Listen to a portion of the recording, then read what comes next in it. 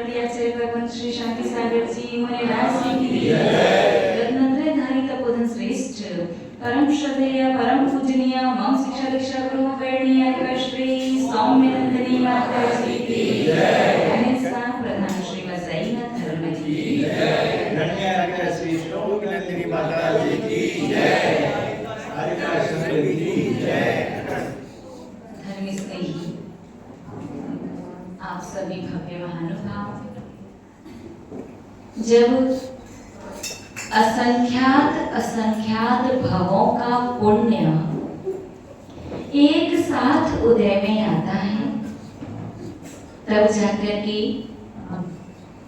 जैन कुल मनुष्य पर्याय तन पर शुद्ध वस्त्र और हाथों में अभिषेक के लिए कलश आ पाता है। और जिनकी पात्रता अभिषेक करने की नहीं है, उनका भी यदि मुक्ति मोक्ष निकट है, तब ही प्रतिदिन आंखों से अभिषेक देखने का सुख अवसर प्राप्त होता है। कभी ये मत सोचना कि आज हम चाहते नहीं थे, आज थोड़ा सा आलस आ रहा था, या हमने मन से अच्छे से सोचा नहीं कि हमें मंदिर जाना है, अभिषेक देखना है, इसलिए अभिषेक छूटा। ऐसा नहीं है। अगर आपका अक्सर करके अभिषेक देखना या अभिषेक करना छूट जाता है, इसका एक अर्थ ये भी हो सकता है कि मंजिल अभी दूर है। कौन सी मंजिल? मोक्ष वाली। तो महानुभाव, ये इतना अच्छा थोड़ा सा समय मिला है मनुष्य पर्याय का, और कुछ नहीं करना, बस प्रातः काल आपको कम से कम 2 मिनट और अधिकतम कहो तो आधा पौन घंटा बस भगवान जिनेंद्र देव के लिए निकालना है। और भगवान जिनेंद्र देव तो एक माध्यम मात्र है। वास्तविकता में जो 2 मिनट या आधा पौन घंटा आप निकालेंगे प्रातः काल, ये आपके कल्याण के लिए, आपके अच्छे के लिए, आपके भलाई के लिए ही है। भगवान जिनेंद्र देव के अभिषेक की प्रक्रिया को आज अपन सभी लोग समझने का प्रयास करेंगे।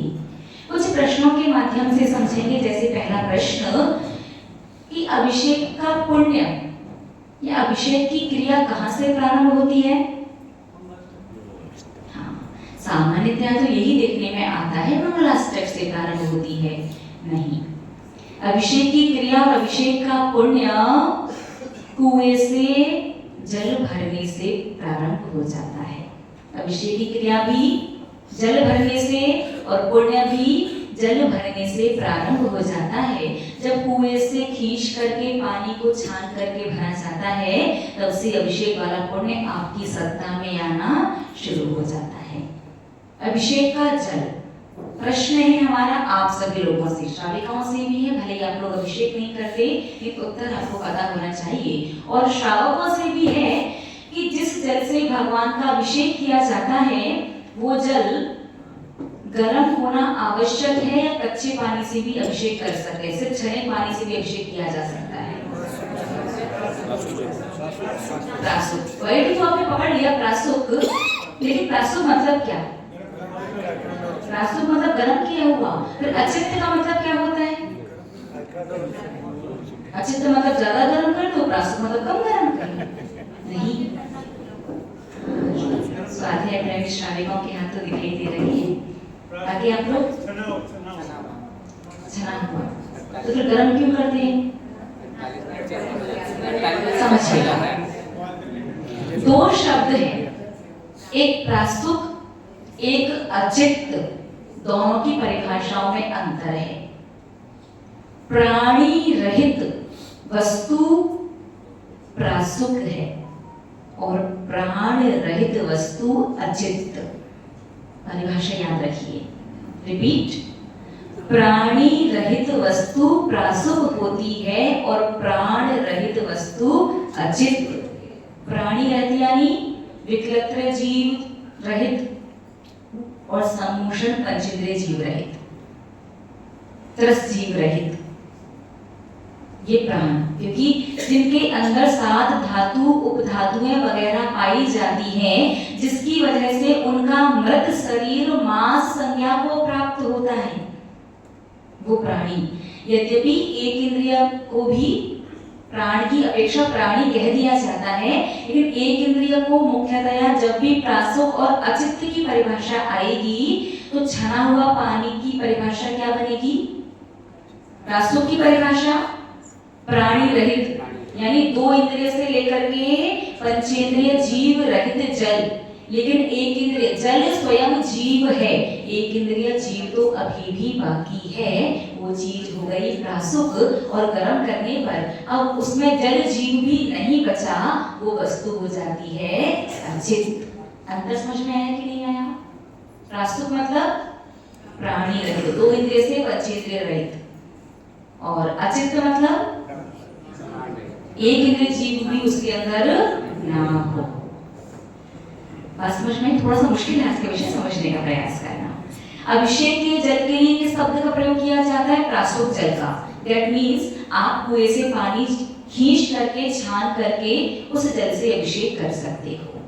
लेकिन फिर भी मुख्यतया देखने में क्या आता है कि पानी को हल्का सा गर्म करके, और जहाँ पर गर्म करने की व्यवस्था नहीं होती है वहां पर पानी में लौंग वगैरह डाल करके उसके रंग को, पानी के स्वाद को और रंग को, ऐसा नहीं 2-4 लौंग डाल दी बस, पानी में कितनी लौंग डालना कि उसका स्वाद बदल जाए और उसका रंग बदल जाए, इतनी लौंग डाल करके पानी की मर्यादा को बढ़ा दिया जाता है। मतलब यदि आपका गंधोदक एक अंतर मुहूर्त 48 मिनट के अंदर अभिषेक भी हो जाए और गंधोदक यूज भी हो जाए और गंधोदक का विसर्जन भी हो जाए तो छने हुए पानी से भगवान का अभिषेक किया जा सकता है। और यदि आपका गंधोदक 11-12 बजे तक रखा रहता है, या कुछ लोग, श्रावक लोग आजकल घर पर गंधोदक ले जाया करते हैं और घर पर रखा हुआ गंधोदक शाम तक रखा रहता है, उस मंदिर के व्यवस्थापक लोगों को पानी की मर्यादा, मतलब पानी को भी उतना ही गर्म करना चाहिए। यदि 11-12 बजे तक गंधोदक रहता है तो पानी को हल्का गर्म कीजिए, 6 घंटे की मर्यादा, और यदि शाम तक गंधोदक रहता है उसे थोड़ा सा तेज गर्म कीजिएगा। लेकिन याद रखना, कभी भी गर्म पानी डायरेक्ट प्रतिमा के ऊपर गंधोदक अभिषेक नहीं करना है, क्योंकि तेज गर्म पानी यदि पाषाण वगैरह की प्रतिमा पर जाता है तो धीरे धीरे पाषाण का क्षरण होने लगता है, पाषाण झरने लगता है। तो अगर पानी कभी तेज गर्म हो भी जाए तो पहले उसे हल्का सा ठंडा कर लें, उसके बाद अभिषेक करें। बात समझ में आई? कच्चे पानी से भी अभिषेक किया जा सकता है और गर्म पानी से भी। गर्म पानी से क्यों करते हैं? ताकि गंधोदक की मर्यादा बनी रहे। तो अभिषेक की क्रिया कहाँ से शुरू हुई? पानी भरने से लेकर के। अब जो श्रावक प्रातः काल पानी भरने के समय पर ना आ सकें, उन श्रावकों को कम से कम मंगलाष्टक के समय से तो आ ही जाना चाहिए। यदि आपको अपने अभिषेक का पूर्ण फल चाहिए तो पूर्ण फल तभी मिलेगा जब आप मंगलाष्टक के समय से आ जाएंगे। और यदि मान लीजिए आप बहुत बहुत ज्यादा बिजी हैं, आपकी जीवन शैली, जीवन पद्धति जो है बहुत व्यस्त है, तो आपको कम से कम 4 बातों का विशेष ध्यान रखना है। कितने पॉइंट? अगर आपको आपके अभिषेक का पूरा फल चाहिए तो 4 पॉइंट। 4 पॉइंट कौन कौन से? कि जब आप अभिषेक करने आओ तो पहला पॉइंट, आपका सिर ढका हुआ होना चाहिए। सिर कैसा होना चाहिए? ढका हुआ। दूसरा पॉइंट, आपने चंदन लगा रखा होना चाहिए, बिना चंदन लगाए अभिषेक नहीं करना। तीसरा पॉइंट, बिना कायोत्सर्ग किए 9 बार नमोकार मंत्र पढ़े बिना कभी अभिषेक नहीं करना। और चौथा पॉइंट, बिना एक अर्घ्य चढ़ाए अभिषेक नहीं करना। कितने पॉइंट? 4। रिपीट। पहला पॉइंट, सिर ढका हुआ होना चाहिए। दूसरा पॉइंट, चंदन लगा हुआ होना चाहिए। तीसरा पॉइंट, एक कायोत्सर्ग करना चाहिए। और चौथा पॉइंट, एक अर्घ्य। मान लीजिए आप आने में लेट हो चुके हैं, मंगलाष्टक वगैरह प्रारंभ की जो क्रियाएं हैं वो सारी निकल चुकी हैं, लेकिन आपको आपके अभिषेक का पूरा संपूर्ण फल चाहिए, जल्दी फल चाहिए। अभिषेक से कौन सा फल मिलता है, कैसे मिलता है, उसकी चर्चा भी थोड़ी देर बाद करेंगे। पहले अपन क्रम से समझते हुए चलते हैं। तो अगर आप प्रारंभ से अभिषेक में नहीं आ सकते तो कम से कम ये 4 कार्य तो आपको करने ही होंगे, करने ही चाहिए। ये 4 कार्य करके भी आप अपने अभिषेक के पूर्ण फल को प्राप्त कर सकते हैं। इसमें पहला कार्य कौन सा है? सिर ढका हुआ होना चाहिए। अब प्रश्न ये है कि आप आगम शास्त्रों को उठा करके देख लीजिए, किसी भी आगम शास्त्र में पूर्वाचार्यों ने कहीं नहीं लिखा कि सिर ढक के अभिषेक करना चाहिए। किन्हीं भी आचार्य ने कहीं नहीं लिखा, तो फिर क्यों ढकना चाहिए? आप लोग क्या करते हैं? ढक के करते हैं या फिर ढका है तो भी ठीक और नहीं है सिर ढक के करते हैं? देखो, अति और इति मत करना। अति क्या कि कभी कभी अभिषेक करते करते बाई चांस किसी का सिर खुल गया ना, तो जितने भी पुजारी होते हैं उन्हें ऐसा लगता है कि सिर इसका खुल गया, नरक सबको मिलेगा।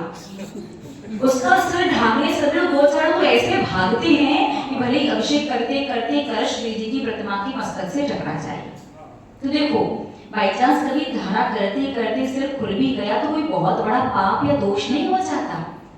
धारा करते करते खुल गया तो कोई बात नहीं, जब उसका वो कार्य हो जाएगा उसके बाद वो व्यक्ति ढक लेगा।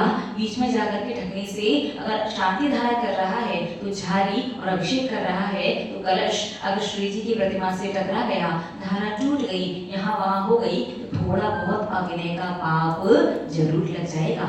आचार्य भगवंतों ने शास्त्रों में कहीं नहीं लिखा सिर ढक के अभिषेक करना चाहिए, फिर क्यों करते हो? विनय का प्रति। अभी अब बिना सिर ढके आपके मन में भी मां जन्माणी के प्रति विनय नहीं है क्या? है तो फिर बिना सिर ढके कैसे बैठे हो?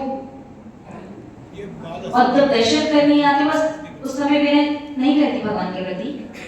विनय का प्रतीक तो है अपने पूज्य, ज्येष्ठ, श्रेष्ठ, सामान्य के प्रति जो सबसे बड़ा होता है, ठीक है, उसके विनय में सामान्य से ढक लिया, ये तो बहुत सामान्य सी बात है। लेकिन जब आचार्य भगवंतों ने कहा ही नहीं है तो फिर सिर क्यों ढकते हैं? कि कोई केस वगैरह उसमें जल में चला जाए, मान लीजिए जल ढका हुआ है, तब तो घास वगैरह पर भी रोग होते हैं, उसके बाद नहीं जाते, क्या गारंटी है? फिर भी कोशिश बहुत अच्छी बताने तो बजा सकते हैं आप। कोशिश तो की डेफिनेटली, बहुत सारे उत्तर, बहुत सारी बातें आपके मन में आ सकती हैं, बट एक्चुअली लॉजिक क्या है, वास्तविक कारण क्या है, ये आपको पता होना चाहिए।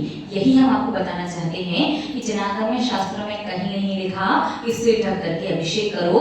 फिर क्यों साधु संत उपदेश देते हैं? क्यों त्यागी रति पंडित विद्वान लोग कहते हैं? क्यों बचपन से आपके बड़े बुजुर्गों ने आपसे कहा कि सिर ढक करके अभिषेक करो? इसका रीजन, महानुभाव, जब भी बात भक्ति की आती है, किसकी? भक्ति की, तो हमेशा उदाहरण देवों का दिया जाता है। किसका दिया जाता है? देवों का। क्योंकि मनुष्य निर्विकल्प भक्ति नहीं कर सकता। मनुष्य दीक्षा लेके साधना करके मोक्ष ला सकता है। दीक्षा लेने के बाद निर्विकल्प ध्यान के माध्यम से केवल ज्ञान प्राप्त कर सकता है। गृहस्थ श्रावक के जीवन में निर्विकल्प भक्ति संभव नहीं है। निर्विकल्प मतलब समझते, गर्मी में पंखा बंद कर दो, गेट खिड़कियां सब बंद हैं, सफोकेशन हो रहा हो, तो उस समय घबराहट का एहसास नहीं होगा क्या? या आप अभिषेक पूजन पर फोकस कर पाओगे? गर्मी में यदि पंखा वगैरह सब कुछ बंद है, गेट खिड़की दरवाजे सब बंद है, सफोकेशन यदि हो रहा होगा तो घबराहट का एहसास होगा। जल्दी क्या लगेगा, भाई खोलो खोलो, कम से कम पंखा नहीं तो गेट खिड़कियां खोल दो, है ना? ज्यादा देर खड़े रह गए, एक दिन पहले एकादशी है, उपवास है, चक्कर आ सकते हैं।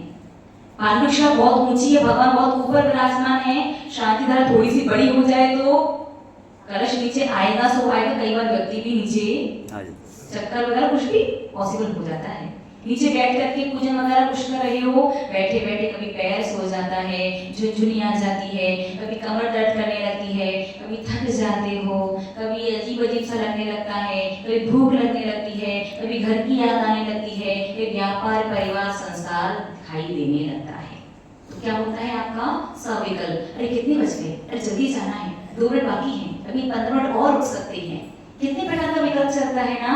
लेकिन देव लोगों का जो शरीर है वो वैक्रियक शरीर है, 7 धातुओं से रहित होता है। खाने की, पीने की, कमाने की, चबाने की, बचाने की देवों को कोई टेंशन नहीं, ना व्यापार की टेंशन, ना शादी विवाह की टेंशन, ना बच्चों की टेंशन। जब मन में यदि भूख प्यास की इच्छा होती है तो कंठ से उसी समय स्वतः अमृत झर जाता है और इच्छा तृप्त हो जाती है। ना तो भोजन बनाना है, ना पचाना है, ना डाइजेस्ट करना है, ना निकालना है, कोई टेंशन नहीं। तो देव लोग कैसी भक्ति करते हैं भगवान की? निर्विकल्प भक्ति करते हैं। और एक बात हमेशा ध्यान रखना, निर्विकल्प भक्ति से सातिशय पुण्य का बंध होता है और सविकल्प भक्ति से सातिशय पुण्य हो भी और ना भी हो। अधिकांशतया सविकल्प भक्ति से सामान्य पुण्य का बंध होता है। क्या अंतर समझ में आया?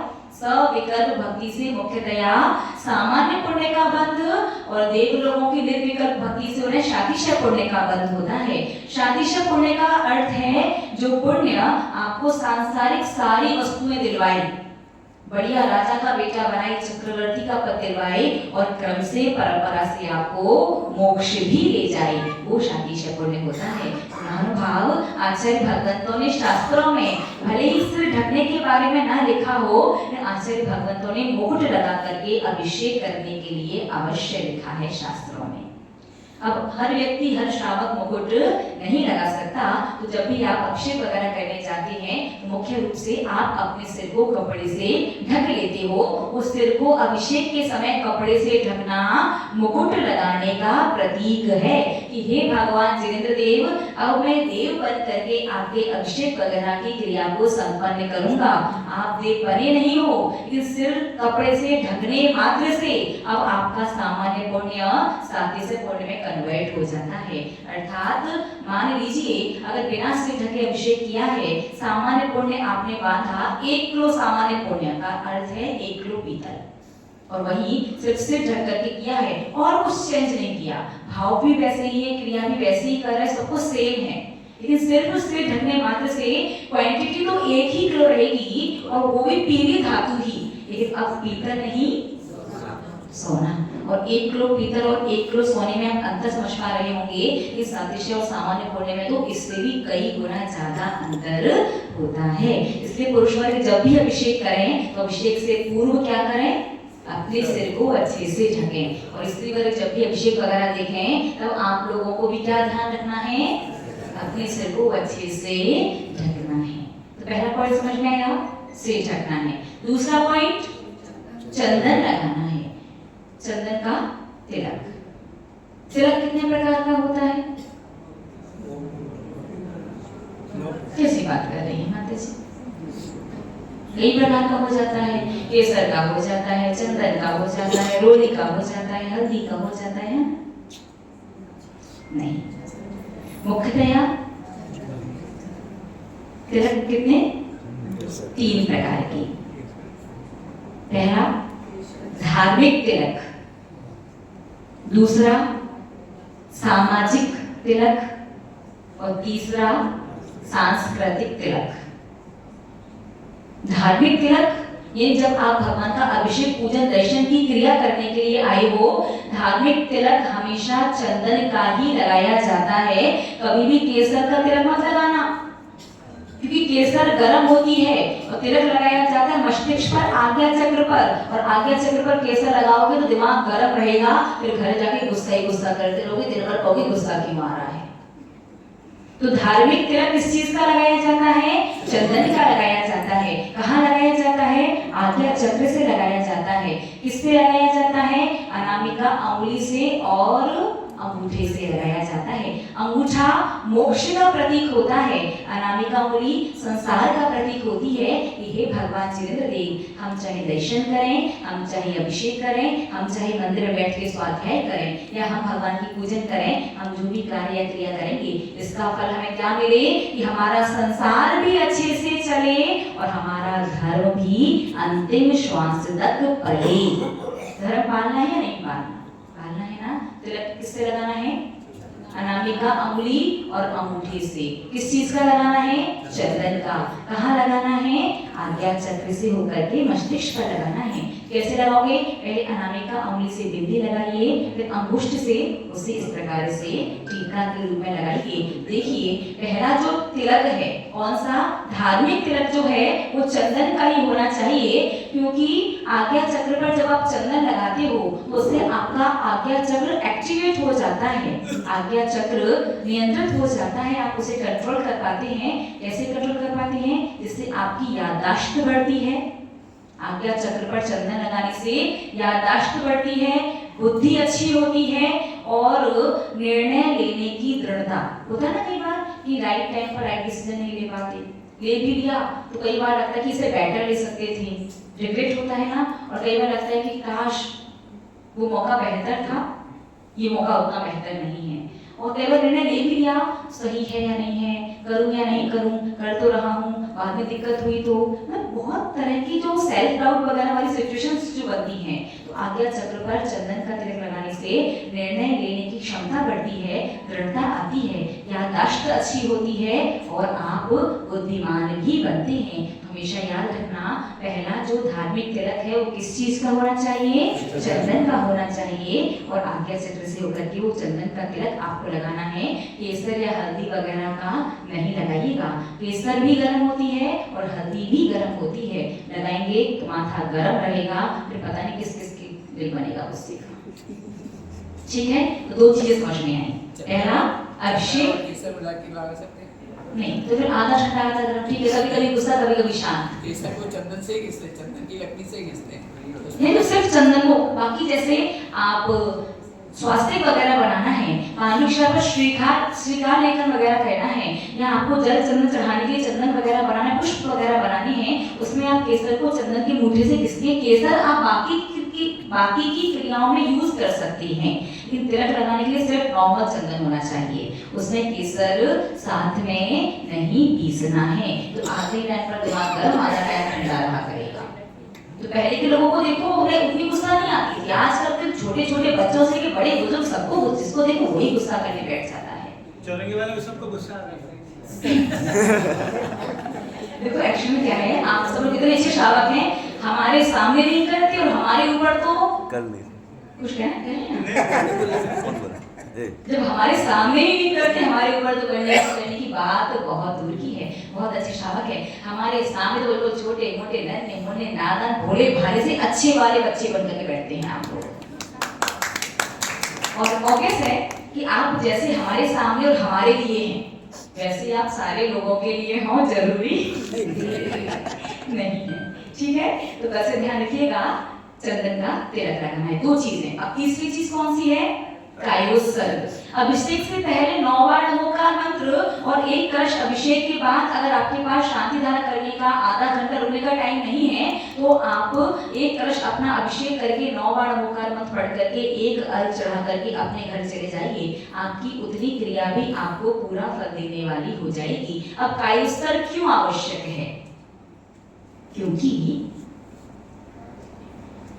जाने अनजाने में आप जिनका अभिषेक करने आए हैं उनकी किसी प्रकार की गलती अगर आपसे हुई तो कौन सा कर्म बंधेगा? कर्म तो आप में से कोई भी बंधे, लेकिन उसकी क्वालिटी कौन सी वाली बनेगी? निदत्ति निकाचित वाली, सबसे खतरनाक भयंकर क्वालिटी जिसका फल भोगना ही पड़ता है। वहीं आपने अभिषेक से पहले अगर 9 बार नमोकार मंत्र पढ़ लिया, अब गलती से अगर आपसे कोई गलती हो भी जाती है, और भी से कई बार हो जाता है, कई बार कलश टकरा जाता है, कई बार आपके कपड़े टच हो जाते हैं, कई बार आप कोई व्यक्ति शांति धारा वगैरह कर रहा है, दूसरा व्यक्ति वहां से हाथ लगा रहा है, तो भगवान के आगे से हाथ लगा लेता है, बहुत बहुत प्रकार की कई सारी गलतियां होती ही रहती हैं। तो अगर आपने एक कलश अभिषेक करने से पहले 9 बार नमोकार मंत्र पढ़ा है, तो अब गलती होने पर कर्म तो बंधेगा, लेकिन निदत्ति निकाचित नहीं बंधेगा। तो पहले ही कायस्थ कर लो कि भगवान मैं आपका अभिषेक करने जा रहा हूँ, तो मुझसे जो भी गलती हो जाए उसका प्रायश्चित स्वरूप मैंने 9 बार नमोकार मंत्र पढ़ा है। और अभिषेक होने के बाद एक कायोस्तर किए बिना घर नहीं जाना। वो कायोस्तर किस चीज का?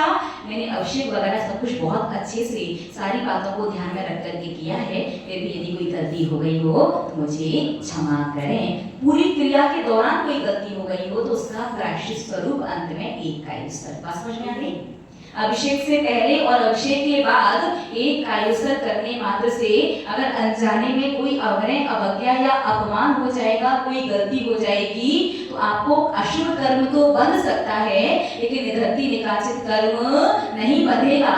जैसे आप अभिषेक करते समय बोलते हो ना, तो जो व्यक्ति भगवान की प्रतिमा का परिमार्जन कर रहा हो या जो व्यक्ति भगवान की प्रतिमा पर अभिषेक या शांति धारा कर रहा हो, उसे जो कुछ भी बोलना है, पढ़ना है, मन ही मन में करना चाहिए, मुंह से नहीं बोलना चाहिए। आप थोड़ी देर के लिए कोई कपड़ा वगैरह कुछ मास्क लगा करके रखो अपने मुंह पर और एक बार भजन बोलो, उसके बाद मास्क निकालना, मास्क क्या होगा? ढीला हो जाएगा। जब आप बोलते हैं तो थूक के कण उचकते हैं, बाहर आते हैं, तो अगर एक भी कण ऑब्वियस है, सामने प्रतिमा है, तो प्रतिमा के ऊपर या गंधोदक वगैरह में जा सकता है। आप कल्पना नहीं कर सकते कि कितना तीव्र अशुभ कर्म आपको बन सकता है। तो कभी भी प्रतिमा का परिमार्जन या अभिषेक करते समय आपको जो भी कर रहा है उसे यदि कुछ पढ़ना है तो मन ही मन में पढ़ना या बोलना चाहिए। जो लोग परिमार्जन वगैरह नहीं कर रहे वो जोर जोर से पढ़ सकते हैं। ये छोटी छोटी सी ऐसी गलतियां, ऐसी बातें हैं जिन पर कई बार ध्यान नहीं जाता और निदत्ति निकाचित कर्म बन जाता है। इसलिए कई बार अभिषेक वगैरह करते समय यदि आपके मुख से भी उच्चारण निकल जाता है तो आपको क्या करना है? हमेशा अभिषेक करने के पहले और अभिषेक के बाद 9 बार नमोकार मंत्र जरूर पढ़ना है। और चौथा पॉइंट कौन सा था? अर्घ्य चढ़ाना।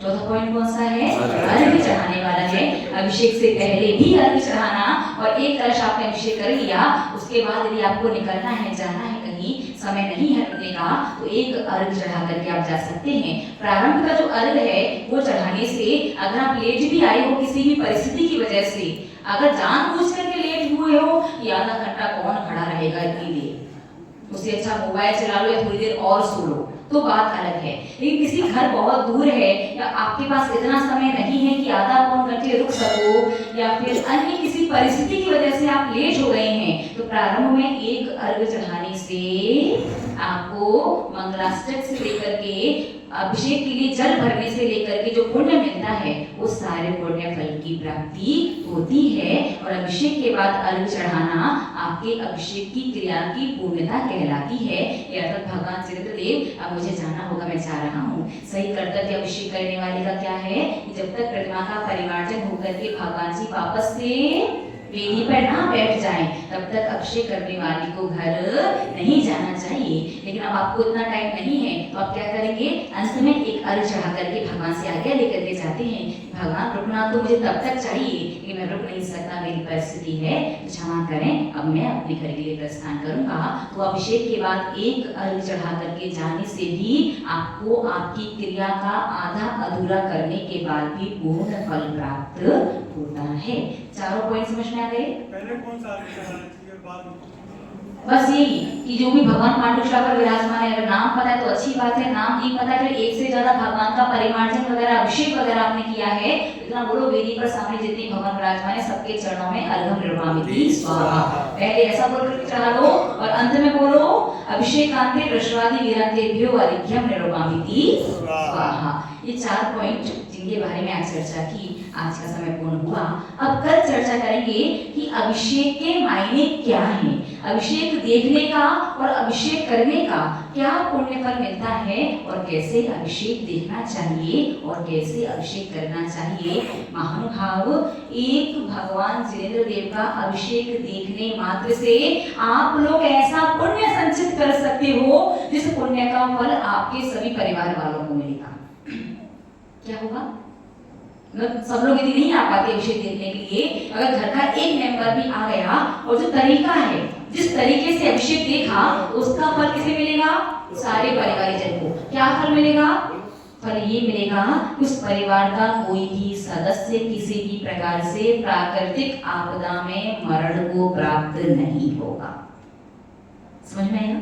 और आजकल प्रकृति जब प्रकोप करने पर आती है तो अच्छे नहीं रहते, तो बहुत सारी चीजें हो जाती हैं। प्राकृतिक आपदाएं कहें या एक्सीडेंटल डेथ कहें, जो भी आप समझना चाहें। आजकल फ्लैट के केसेस तो सुन रहे हो ना, कभी कुछ ना कुछ लगाई है। और चौरंगी वाले तो हमने सुना है बड़ा फ्लैट के घर से बाहर नहीं निकलते, वो तो घर से ऑफिस की फ्लैट वाली सुविधा है नहीं, इसलिए गाड़ी से जाना पड़ता है। अगर घर से ऑफिस के लिए फ्लाइट चले, चौरंगी वाले के लिए हाँ फ्लाइट से तो चॉपर से आ सकते, फ्लाइट थोड़ा ज्यादा बड़ी हो जाएगी, हाँ चॉपर हेलीकॉप्टर थोड़ा इजी ऑप्शन रहेगा। ये ऑफिस के छत्ते में लैंड करेंगे, टेरेस पे लैंड हो। ठीक है, ये 4 पॉइंट आपको विशेष ध्यान रखने हैं। अब कल अपन समझेंगे अभिषेक कैसे किया जाता है, कैसे देखा जाता है, और कैसे एक सदस्य का अभिषेक देखना भी पूरे परिवार को एक्सीडेंटल डेथ एंड प्राकृतिक आपदा वगैरह से होने वाली मृत्यु से बचा सकता है। ये चर्चा करेंगे कल पुनः। तब तक के लिए जय परम श्रद्धेय परम पूज्य शिक्षक गुरु गणिया श्री स्वामी नंदनी माता जी की जय।